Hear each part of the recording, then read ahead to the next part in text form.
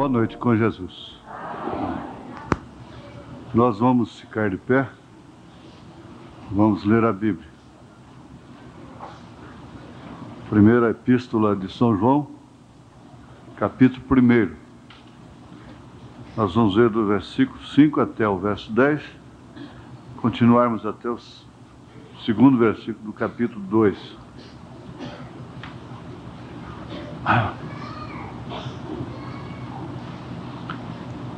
E esta é a mensagem que dele ouvimos e vos anunciamos: que Deus é luz e não há nele trevas nenhumas. Se dissermos que temos comunhão com ele e andarmos em trevas, mentimos e não praticamos a verdade. Mas se andarmos na luz como ele na luz está, temos comunhão uns com os outros, e o sangue de Jesus Cristo, seu Filho, nos purifica de todo o pecado. Se dissermos que não temos pecado, enganamo-nos a nós mesmos e não há verdade em nós. Se confessarmos os nossos pecados, ele é fiel e justo para nos perdoar os pecados e nos purificar de toda a injustiça. Se dissermos que não pecamos, fazemo-lo mentiroso e a sua palavra não está em nós. Meus filhos, ou meus filhinhos, estas coisas vos escrevo para que não pequeis. E se alguém pecar, temos um advogado para com o Pai, Jesus Cristo justo. E ele é a propiciação pelos nossos pecados, e não somente pelos nossos, mas também pelos de todo o mundo. Te damos graças, ó Pai, por podermos inclinar nossas cabeças mais uma vez aqui neste lugar. Sabemos que podemos ouvir a Tua palavra como ela é e ancorarmos nela, porque em nós mesmos nós não temos nada que possamos segurar. Em nome de Jesus Cristo te pedimos, venha cobrir toda a mancha, apagar todos os pecados, dando oportunidade para cada um começar uma vida nova em Cristo Jesus. Te pedimos isto em nome de Jesus Cristo, pelo teu poder. Amém. Assentai-vos. O fator atmosfera, meio ambiente. A atmosfera do Éden era gostosa, era aprazível, era de paz. Mas quando o pecado entrou, a transgressão entrou, Eva e Adão perderam a bênção da atmosfera de paz, de tranquilidade. Então, começou o dilema, o pesadelo, a angústia, porque o pecado faz separação entre Deus e o homem. O homem não pode pensar que Deus é compatível com o pecado. Ele pode ser compatível com o pecador. Ele pode se relacionar com o pecador, porque todos pecaram, todos pecam, conforme acabamos de ler, mas não com o pecado.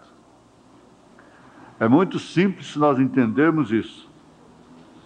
Quando nós pregamos contra o fumo, nós não estamos atacando o fumante. Nós estamos, pelo contrário, defendendo o homem, o fumante, a vítima do fumo. Estamos contra o fumo. É isso que Deus faz em relação ao pecado. Ele não está atacando a pessoa, o pecador. Pelo contrário, ele está salvando o pecador do pecado. Agora, nós vimos que lá no Éden, a atmosfera era como esta, de paz, de confiança, de tranquilidade. Não tinha por que ter medo, não tinha que esconder nada, não tinha que se esconder, fugir de Deus, porque na verdade o homem se tornou um fugitivo. Todas essas religiões que existem são moitas de esconderijo, para o homem se esconder, fugindo de Deus. Ah, não, eu encontrei a Deus. Pelo contrário, está fugindo de Deus. Isto quer dizer, cauterizando a sua consciência. A Bíblia é muito clara, muito explícita a respeito da posição de Deus com o pecado.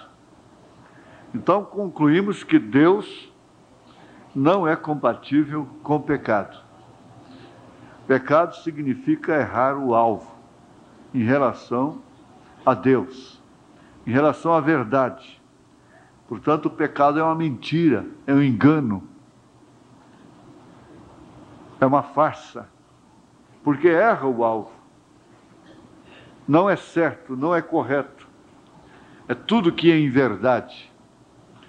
E só uma coisa pode solucionar o problema do pecado, que é o arrependimento. O sentido etimológico dessa palavra quer dizer dar meia volta.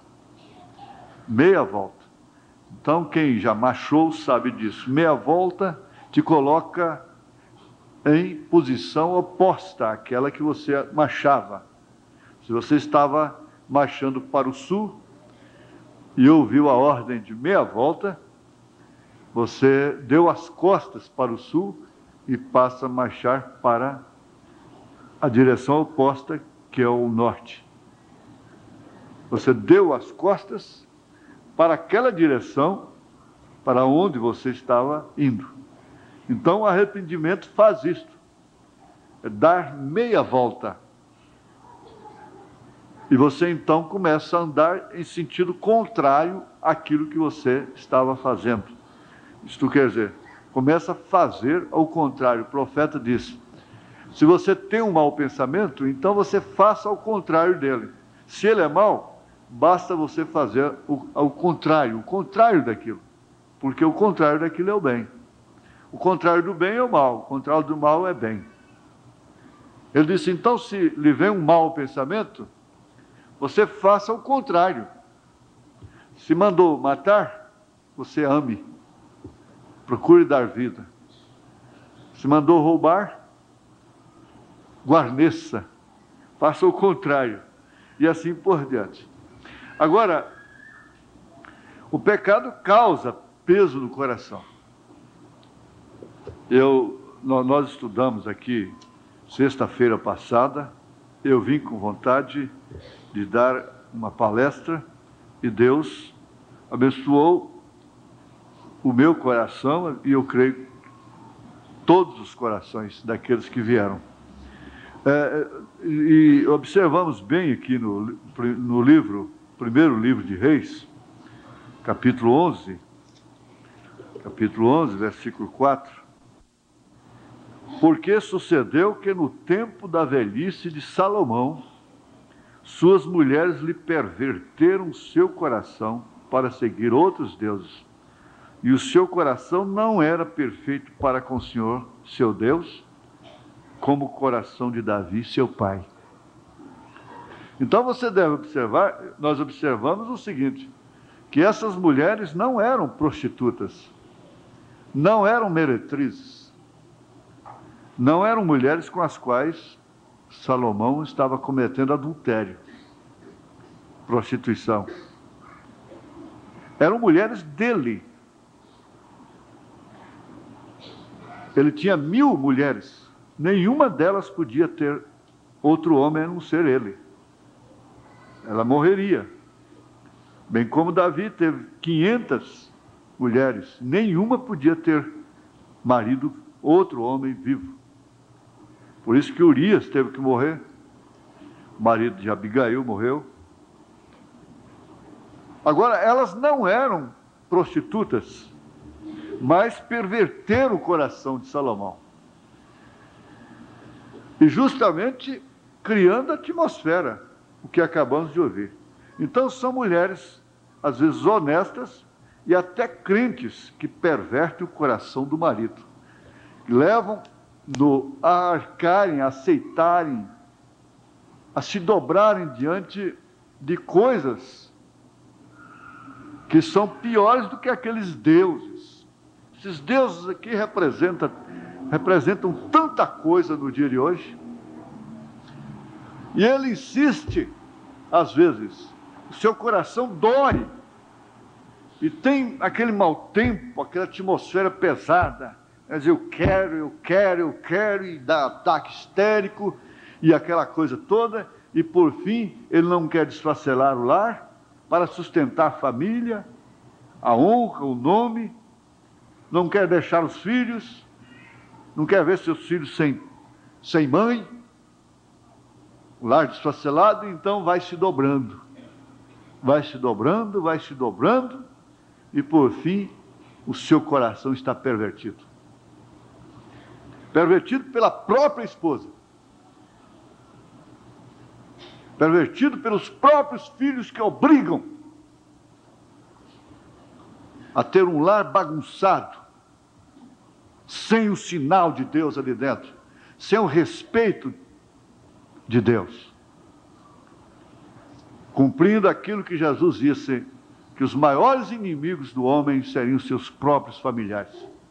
E na verdade é quem muda, obriga.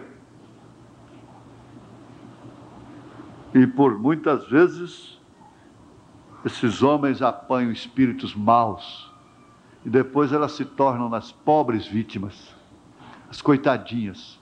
E eles são os perversos, eles são maus, aos olhos dos que estão de fora.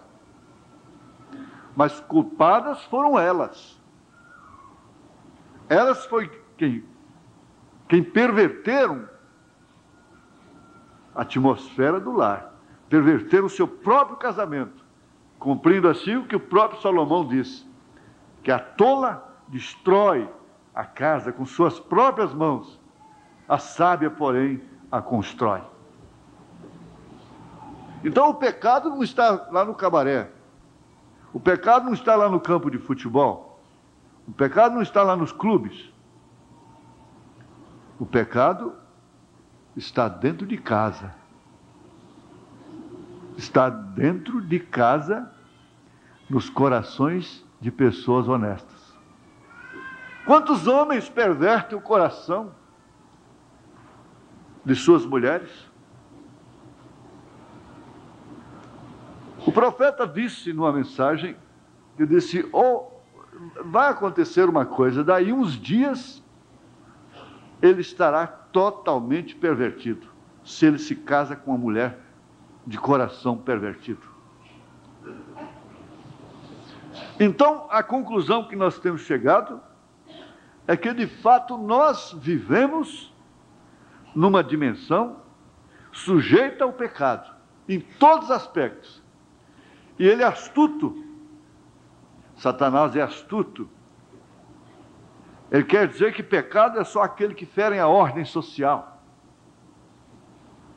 Ele pôs na cabeça da sociedade religiosa que adultério é somente deitar, praticar. Quando Jesus disse que basta olhar e cobiçar, já é adultério. E o profeta vem e amplia aquilo.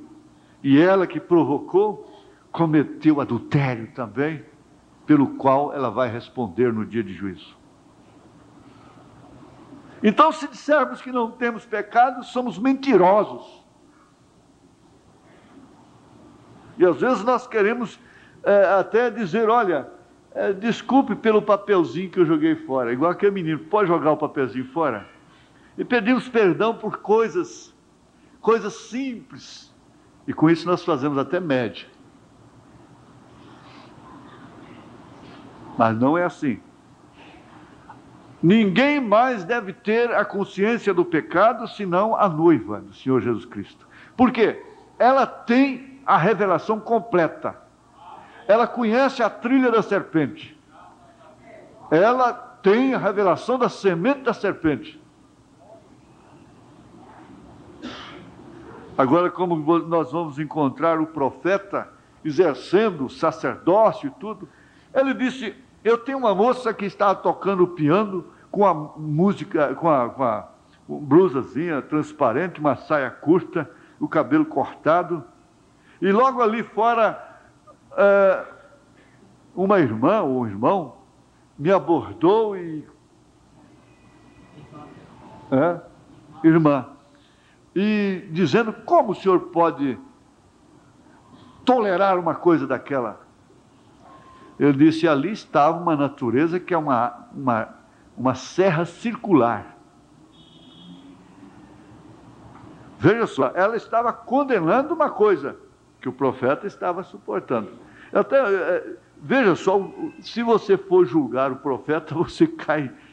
Logo depois, uma faz um permanente, ele não deixa cantar.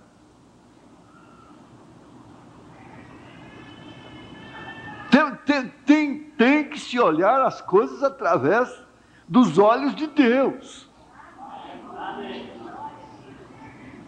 Agora, aqui, vamos ver aqui que o pecado causa peso no coração. Não resta dúvida. Mas do coração de quem? Do coração daquele que tem revelação do que é pecado. Foi por algum tempo, por poucos anos, que eu tenho tido um profundo peso em meu peito, em meu coração. Ele é sentido por mim como se eu tivesse feito alguma coisa errada. E pesquisei minha vida toda e repetidas vezes para ver o que estava errado. Senhor, se eu tenho feito qualquer coisa errada, então revele-a para mim o que estiver errado, e eu vou e faço o correto. Mas nada poderia ser revelado a mim. Eu diria: eu ofendi alguém? Pecado. Eu deixei de fazer alguma coisa? Pecado. Iniquidade é omissão, deixar de fazer aquilo que deveria fazer. Eu leio o suficiente? Se não, pecado. Eu oro o suficiente? Se não, pecado. Eu tenho lido e orado e tenho pensado: revele-o a mim. Eu ofendi alguém em algum lugar? Se ofendeu, pecou. Se o fiz, eu farei certo. Apenas mostre-me. Eu não quero ter este peso. E pelos últimos 5 anos, desde que saí do campo, tem havido um peso sobre meu coração. Eu tenho ido para as montanhas, lá para os matos.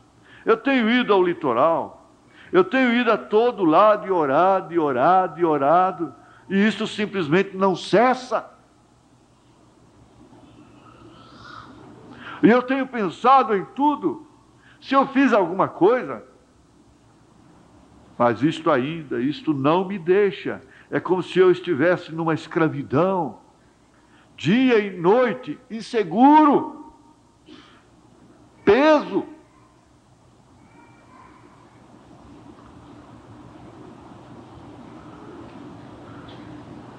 E é muito estranho que isto estivesse à tona exatamente na hora em que esta mensagem surge. Vejam, desta manhã, estava Deus impedindo por isto? Eu não sei. Estas coisas são todas em minha mente. Agora, essa pessoa, esse é o tipo de pessoa que é sensível para com as coisas de Deus.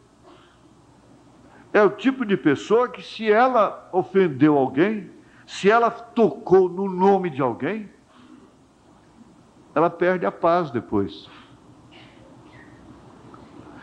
Tudo é relativo. A pessoa maldiz, não sente nada, ela continua, será um maldizente. Por quê? Maldizente é aquele que fala dos outros e nunca sente nenhuma repreensão no seu coração. Esse não é do reino dos céus. Que você está sujeito a falar, está. Mas depois cai um peso no seu coração. Que você está sujeito a pecar, está. Mas logo cai um peso no seu coração. Mas então o que faz?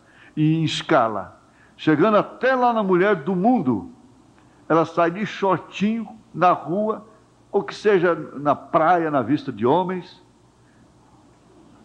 queimando no sol, na vista de homens, de amigos. E elas não sentem nada, elas estão em paz. Elas cortam os seus cabelos e ficam em paz. Elas dormem, roncam, elas sorriem, elas estão em paz. Cortam seus cabelos e estão em paz. Pintam suas unhas, seus rostos e estão em paz. Nada está lhe acusando. Mas a diferença está nisto, que apenas em ofender alguém, o cristão está sujeito a fazer isso. Mas o seu coração pesa. A repreensão vem. Isso é que determina, é que faz a diferença. Nós estamos numa dimensão que nós temos que concordar com isso por revelação divina. Não temos o espírito do mundo, nós não temos o espírito do mundo. Você tem que entender que você não tem o espírito do mundo. Essas moças não têm o espírito mundano. Não. Esses rapazes não têm o espírito do diabo, do mundo. Agora, temos o mal da dimensão humana em nossa carne. O veneno está aí. A carne é a mesma. A inclinação é a mesma. Simplesmente, esse cristão teve o seu espírito em contato com o sacrifício expiatório de Cristo e ele prova da libertação. O espírito prova da libertação e fica salvo. O espírito está gozando do céu, está gozando da salvação. E uma vez salvo o espírito, então ele provoca essa guerra.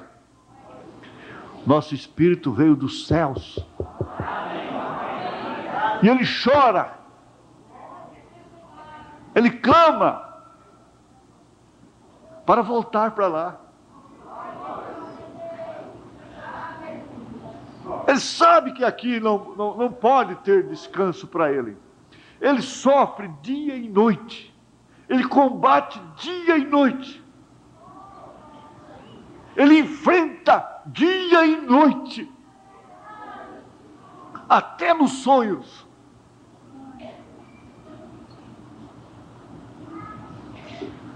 Ele sabe perfeitamente que a transgressão tira a bênção.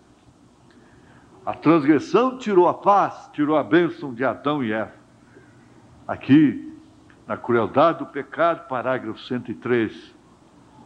Como eu gostaria de ocupar-me nesse ponto só um pouquinho no Éden. Observe, quando eles foram expulsos do jardim por causa da transgressão. Perdeu o jardim por causa da transgressão. Todas as bênçãos cortadas por causa da transgressão. Toda a alegria de vir à igreja cortada porque é uma transgressora, um transgressor. Ouvimos hoje. Perdeu a alegria de vir à reunião de oração porque é um transgressor, é uma transgressora. Perdeu a alegria de vir à igreja porque é uma transgressora, é um transgressor. Porque vir à igreja é bênção. Diz o profeta e disse Davi, que é bênção para a alma, é alivio para o espírito. Todas as bênçãos cortadas por causa da transgressão. Eu entendo perfeitamente que todas as bênçãos foram cortadas para essa igreja nominal. E que a igreja noiva não teve o corte dessa verba especial de Deus. Por quê? A bênção da hora é a mensagem. Ela não foi cortada. Mas quantos são os que têm-na como bálsamo realmente? Como resposta, como lenitivo para a sua vida cansada, atordoada, machucada, de lutar. Mas a transgressão levou todas as bênçãos a serem cortadas. E eu penso esta noite que este é o problema com a igreja. Ainda bem que ele está falando lá em 1953 com a igreja denominacional.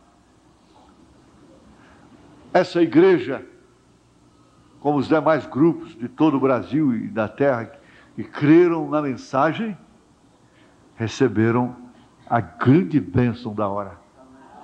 Não lhes foi cortada essa bênção. Agora precisa saber como se agarra a ela. Eu penso esta noite que este é o problema com a igreja. Todas as bênçãos estão sendo cortadas por causa da transgressão. Aí está você. Ele diz na mensagem Respeitos: se você toca no nome das pessoas, no nome de obreiros, de pessoas que têm ofícios, e diz, depois você precisa da oração daquele homem, Deus não a responderá.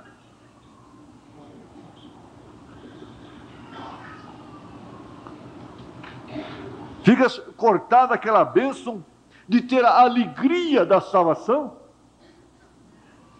Davi, por causa de sua transgressão, perdeu aquela bênção de ter a alegria da salvação.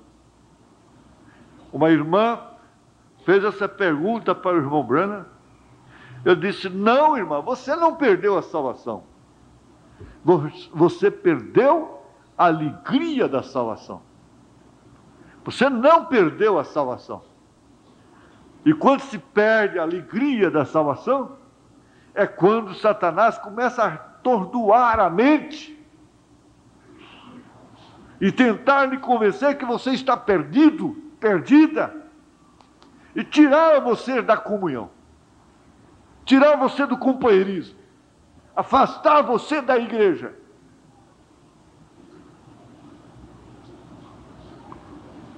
Eles foram expulsos do jardim do Éden. E por isso partiram para aquilo. Adquiriram um filho, ou ela adquiriu um filho, que seria realmente a sua maior dor, porque esse filho viria matar o seu irmão.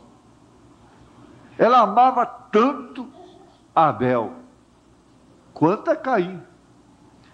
Ela disse que recebeu do Senhor a Caim, mas era uma maldição que ela tinha recebido.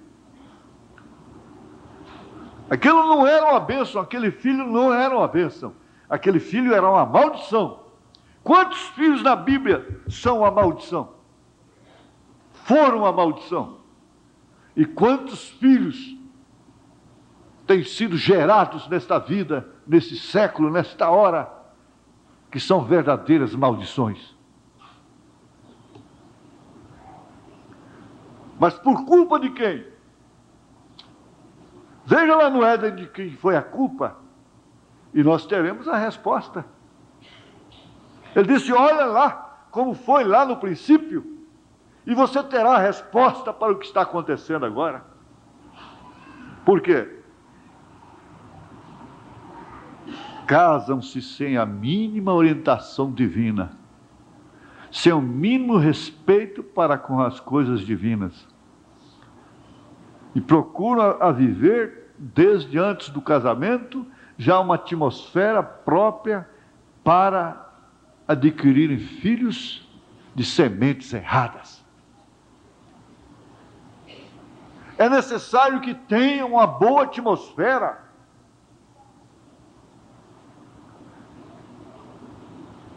E eles, então, procuraram esconder de Deus, sendo que Deus era a maior bênção deles.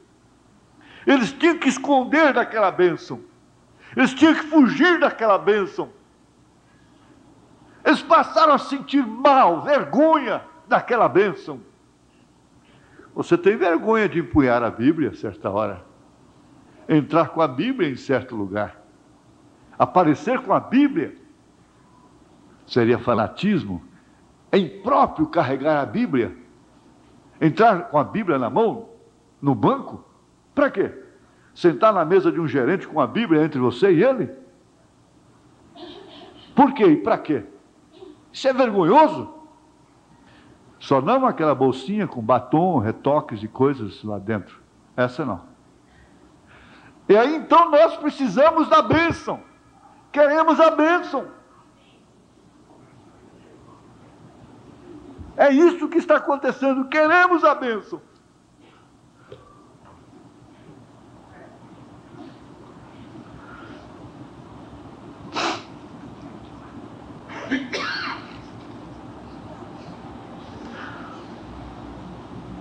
Eu vi aqui Davi fazendo uma oração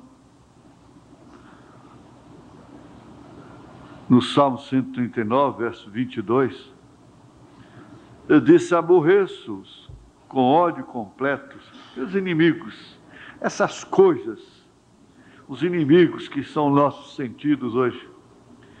Tenho-os por inimigos, mas acontece que nós não temos os nossos sentidos como inimigos.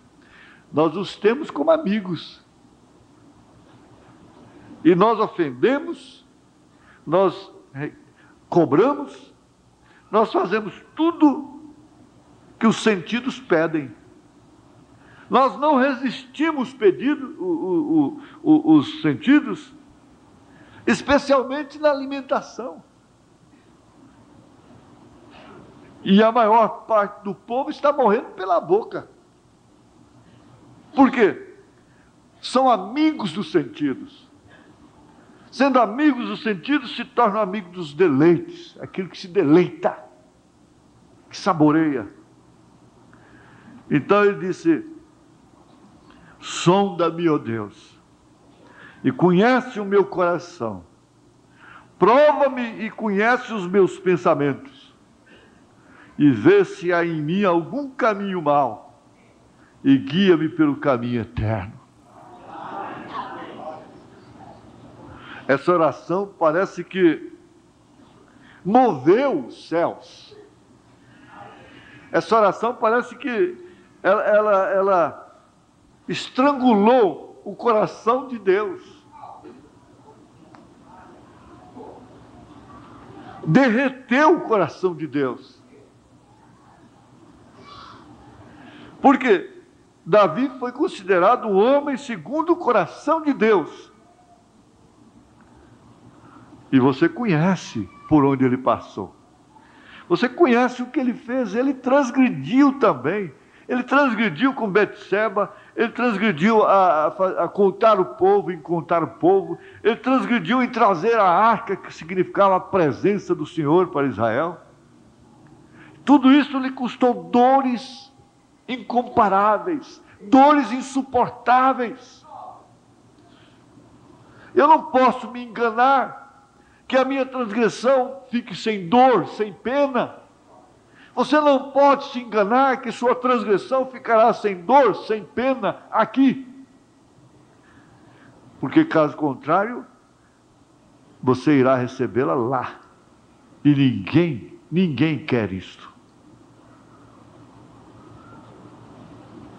Ninguém. E quando o profeta Natan chegou e disse para ele: olha, 3 coisas você vai escolher. Ele escolheu cair nas mãos de Deus. Disse: então eu prefiro cair nas mãos de Deus. Eu prefiro ser julgado pela palavra.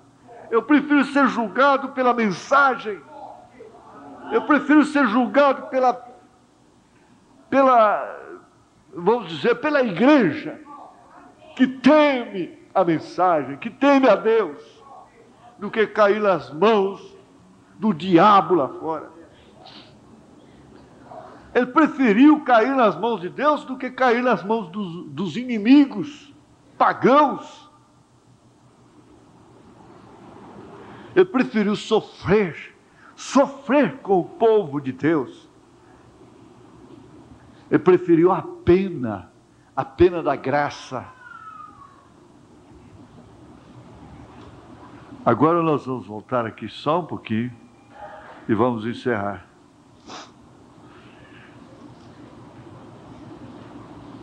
E esta é a mensagem que dele ouvimos E vos anunciamos que Deus é luz e não há nele trevas nenhumas.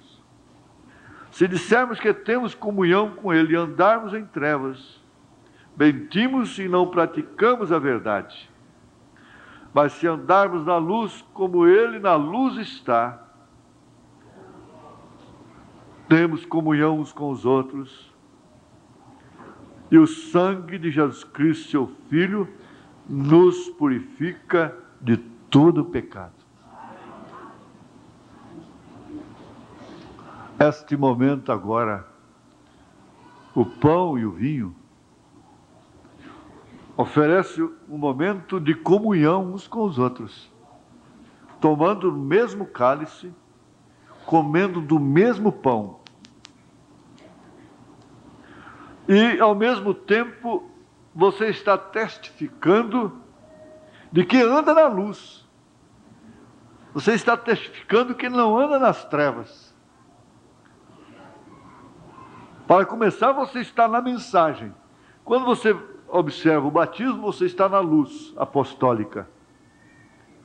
Porque você foi batizado em nome do Senhor Jesus Cristo.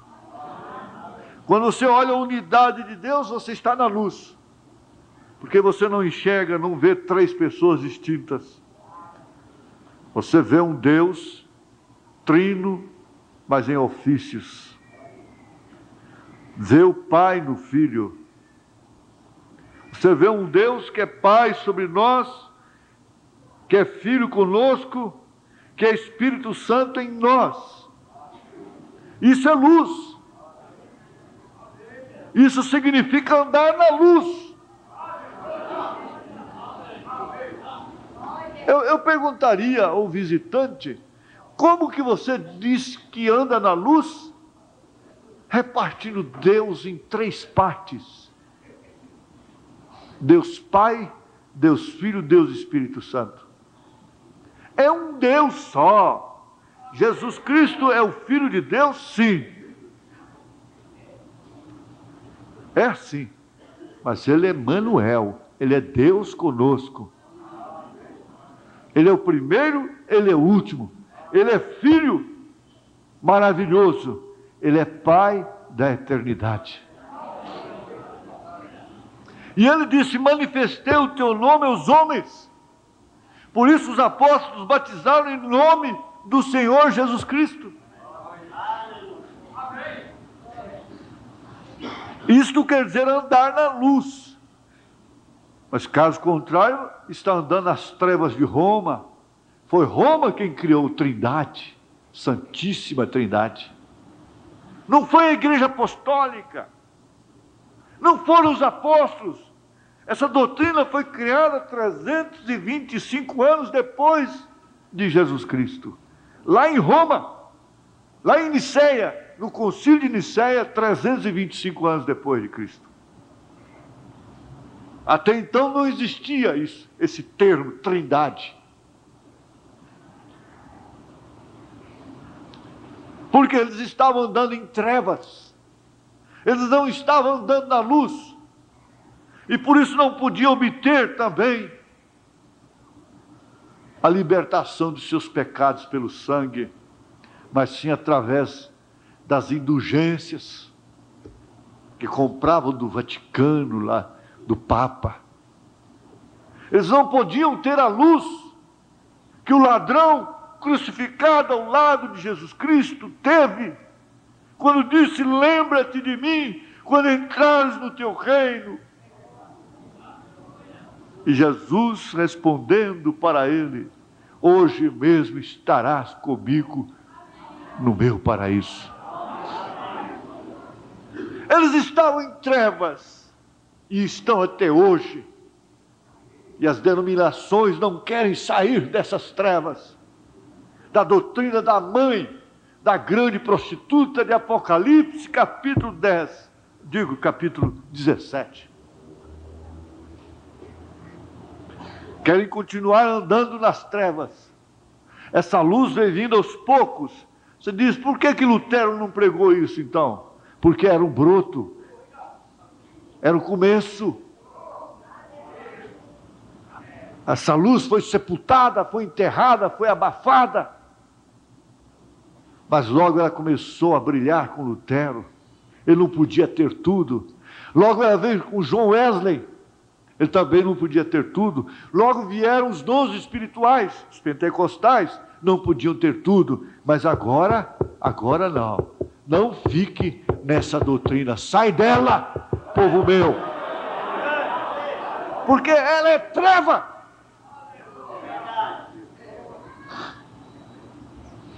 E quem anda nas trevas não sabe para onde vai. Quem anda nas trevas não conhece o profeta de Deus. Quem anda nas trevas se mistura com a política. Se enreda com a política. Porque não pode discernir os espíritos, não pode dizer o que é reto diante de Deus. Jó ficou pura lepra, na verdade. Isso é questão humana. Os nossos espíritos não pecam. Nossas almas não pecam. Não. Por isso Satanás, que sabe que nós não estamos mortos, ele sabia que Jó não estava morto. Ele sabia que Jó estava leproso. Mas ele sabia que Jó não estava morto. Porquanto dizia o que era reto de Deus. Ele andava na luz. Aleluia! Por isso quem foi divinamente revelado pelo Espírito Santo da graça tem comunhão. Se o baiano diz um gambá cheira o outro, outro diz as aves da mesma plumagem voam juntas. Os eleitos têm comunhão uns com os outros. Sentem bem uns com os outros. Porque eleito não persegue eleito. Eleito não fala dos outros. Eleito não fala. Não maldiz. Não cria atmosfera pesada dentro de sua casa, dentro do seu negócio.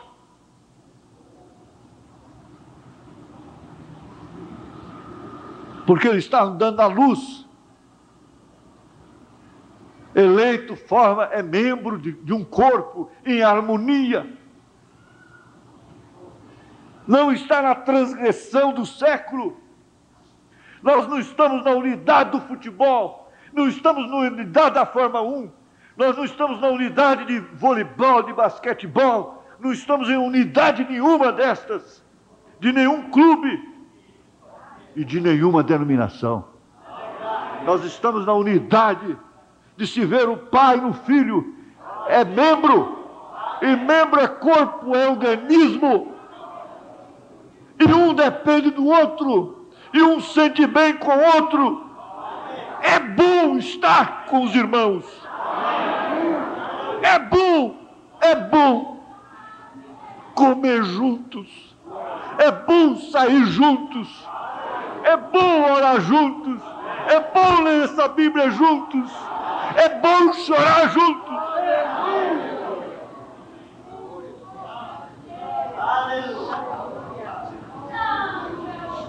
É bom morrer juntos.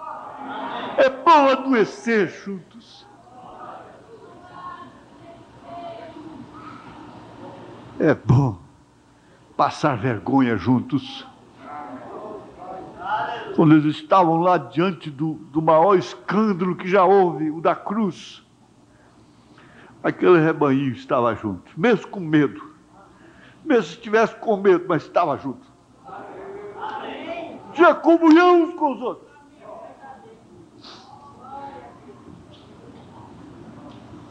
Comunhão.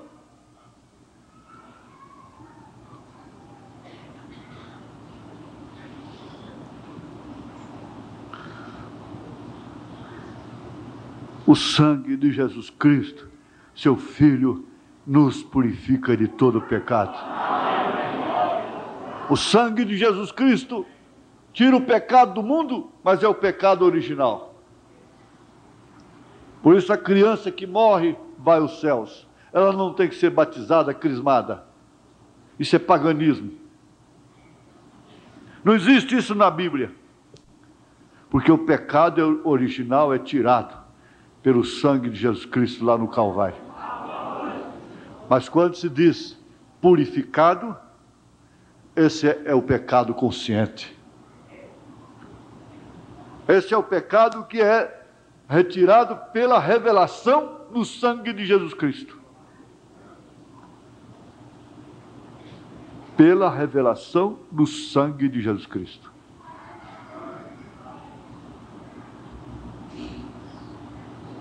Você diz, pois bem, todos somos pecadores. Todos somos pecadores como agentes livres que somos, humanos, indivíduos, pessoas. Só de pensarmos que não pecamos, já estamos pecando. Não resta dúvida. Mas nós não pecamos de coração. Nós não pecamos de alma. Nós não erramos de espírito. Nós estamos na era do Filho do Homem. A era do Filho do Homem é exatamente como nos dias de Noé, exatamente como nos dias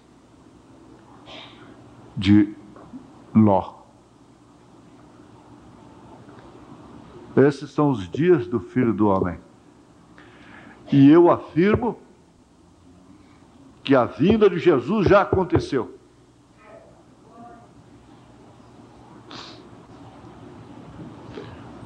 A vinda de Jesus Cristo já aconteceu. O rapto já se deu. Você pode ficar quietinho, caladinho, pensativo, pensativa. O rapto já se deu.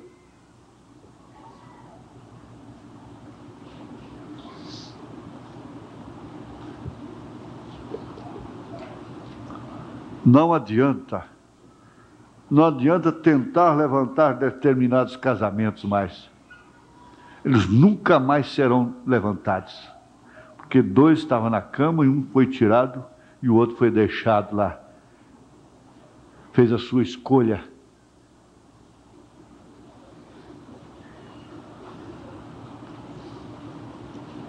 O que trouxe a desgraça sobre o mundo, o dilúvio do casamento, foi o casamento errado. O dilúvio foi casamento errado.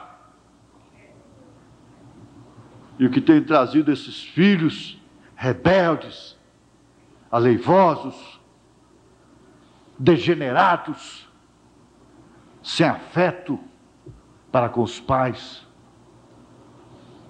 desobedientes, ingratos, profanos, é o casamento. Tem trazido, sem dúvida alguma, preste bem atenção nisso, o fim do mundo. O mundo acabou-se.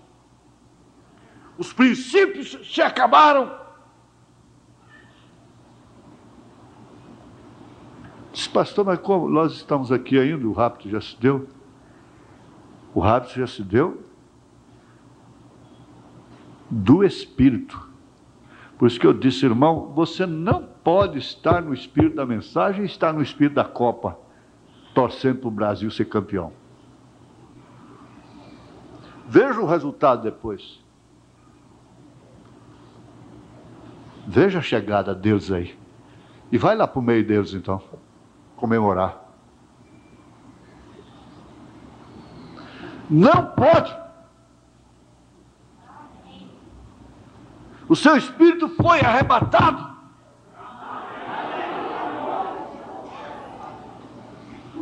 Primeiro, antes de tudo, tem que ser arrebatado o espírito. João disse, eu fui arrebatado no espírito. O seu corpo ainda estava aqui. Não queria dizer que ele foi. Depois disso, ele ainda voltou. Ele ainda tem que ficar na porta da igreja lá. Irmãos, amai-vos uns aos outros. Irmãos, amai-vos uns aos outros.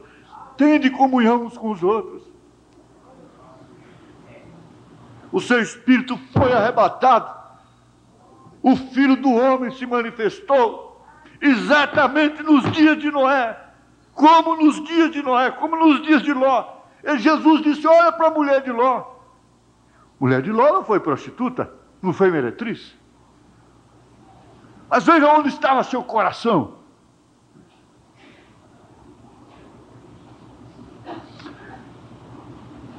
Não vamos aceitar o boom de Satanás.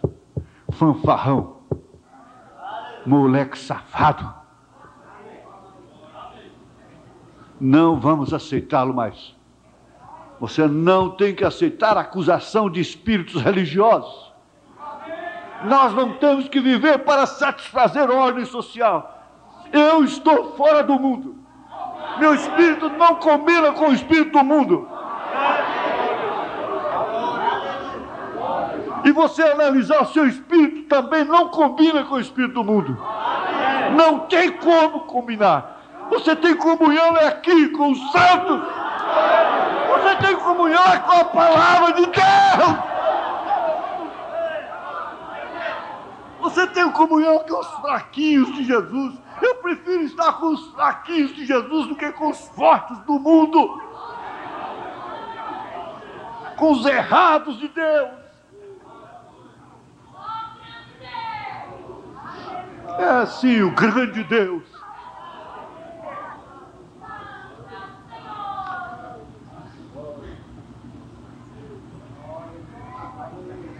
Ele sabe disso.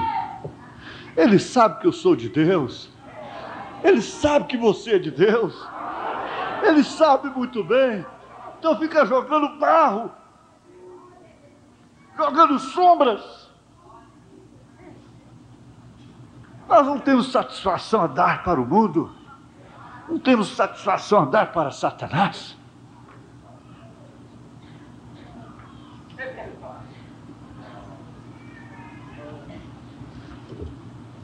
O Senhor vos abençoe. Mais e mais. Em nome do Senhor Jesus Cristo. Aleluia. Tende fé em Deus. Creia naquilo que você é. O seu espírito ama a Deus. O seu espírito creu no Filho do Homem. Amém? O que falta é apenas a aparição do Senhor. Mas a vinda, desde que o profeta começou a pregar, já se deu. Isso é a vinda do Senhor. Alguém disse: tem que ser 7 anos. A noiva tem que ficar lá 3 anos e meio a mais, enquanto Jesus trata com os judeus. Eu disse: escuta, quem é que está tratando com a noiva de Jesus Cristo, os gentios, desde que o profeta entrou em cena? Foi Jesus. E Jesus estava aqui na terra? Pessoa? Não, é o profeta. Quer dizer, ele estava tratando com a noiva através do profeta. E quer dizer que quando ele estiver Elias e Moisés tratando com os judeus, não é Deus tratando com os judeus? É mesmo. Nunca ninguém tinha me mostrado isso. Então para de falar bobagem por aí. Se isso não é a vinda do Senhor, Ele fez mais milagres, muito mais do que o próprio Jesus Cristo fez aqui na terra. Coisas que não tem livro no mundo que caibam.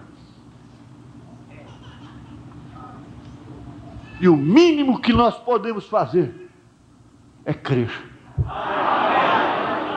Esticar as pontas dos pés para obedecer, não em função da ordem social, porque isso já acabou.